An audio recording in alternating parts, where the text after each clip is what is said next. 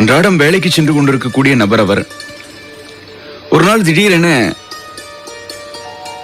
ஒரு கடைக்காரரிடம் அனுமதி பெற்று தொலைபேசியில் பேசுகிறார்.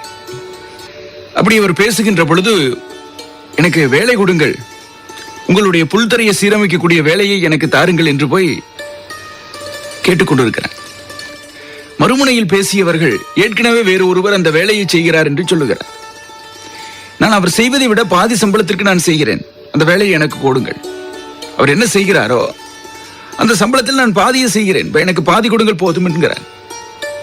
உடனே அந்த எதிர்முனையில் இருந்த பெண்மணி, தான் தற்பொழுது வேலை செய்பவர்களுடைய திறனில் நான் திருப்தி அடைந்திருக்கிறேன், அந்த வேலையை வேறொருவருக்கு கொடுக்க வேண்டிய அவசியம் இல்லை என்று கருதுகிறேன் என்று சொல்லுகிறார். இவர் விடுவதாக இல்லை.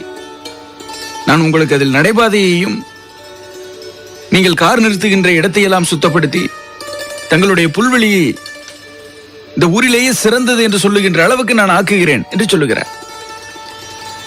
என்ன சொன்னாலும் சரி, ஏற்கனவே வேலை செய்து கொண்டிருப்பவர் எனக்கு திருப்திகரமாக இருக்கிறார், வேண்டாம், உங்களுக்கு வேலை கொடுக்க நாங்கள் தயாராக இல்லை. இந்த தொலைபேசியில் பேசிக் கொண்டிருந்த நபர் சிரித்த வண்ணம் அப்படியே தொலைபேசியை வைத்து விட்டார். இவை எல்லாவற்றையுமே கேட்டுக்கொண்டிருந்த அந்த தொலைபேசியினுடைய உரிமையாளர், உன்னுடைய உழைக்கக்கூடிய ஆர்வத்தையும் விடாமுயற்சியும் எனக்கு பிடித்திருக்கிறது, உனது அந்த உழைக்கும் ஆர்வமும் விடாமுயற்சியும் எனக்கு பிடித்திருக்கிறது, நான் உனக்கு வேலை தருகிறேன், வருகிறாயா கேட்டார்.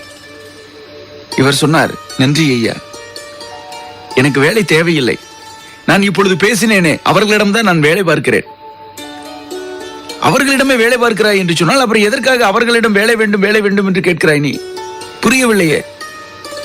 இந்த தொலைபேசி கடைக்காரர் இந்த நபரிடம் கேட்டார். அவர் சொன்னார், என்னுடைய வேலை செயல்திறன் குறித்து ஒரு சிறு மதிப்பீடு செய்து கொண்டேன், அவ்வளவுதான்.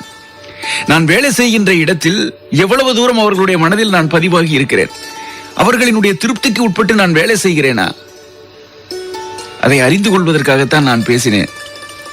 என்ன சொல்லுவார் தொலைபேசி கடைக்காரர்? வாழ்வின் எந்த நிலையிலும் பல்வேறு வகையான மாணவனாக, தொழிலாளராக, தொழில் வல்லுநராக, நிர்வாகியாக, முதலாளியாக, இப்படி எத்தனையோ பொறுப்புகளில் நாம் போய் அமைகிறோம். இவ எந்த பொறுப்பில் இருந்தாலும் சரி, நம்முடைய சுயத்திறன் மதிப்பீடு எந்த அளவுக்கு இருக்கிறது, நாம் செய்கின்ற தொழிலில் நம்முடைய திறன் எந்த அளவுக்கு வெளிப்பட்டு இருக்கிறது என்பதை அவ்வப்போது நாம் உணர்ந்து கொண்டால்தான் அடுத்தடுத்து முன்னோக்கி நகர்வதற்கு அது ஏதுவாக இருக்கும். காவடிகள் ஆடி வரும் வேளையிலே அரோகரா முழங்குதப்பா சாலையிலே, அரோகரா முழங்குதப்பா சாலையிலே, அரோகரா முழங்குதப்பா சாலையிலே. காவடிகள் பன்னீர் காவடிகள் பஸ்ப காவடிகள் ஆடி வரும் வேளையிலே அரோகரா முழங்குதப்பா சாலையிலே, அரோகரா முழங்குதப்பா சாலையிலே.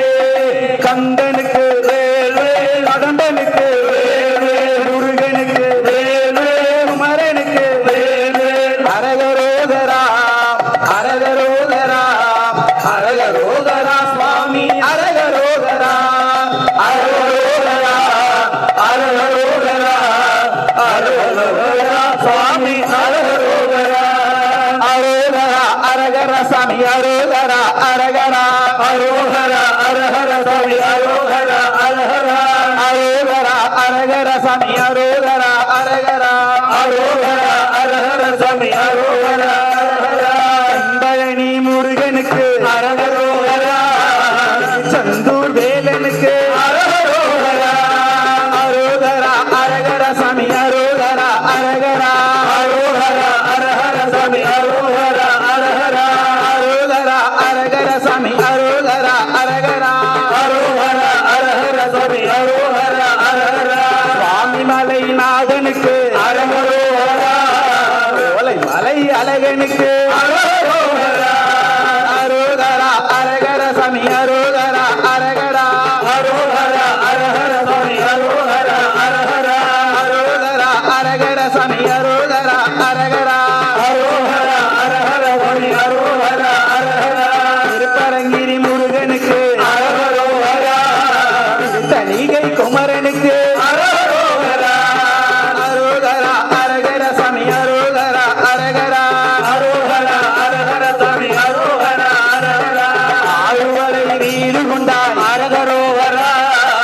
அன்பர்களை காத்திடும்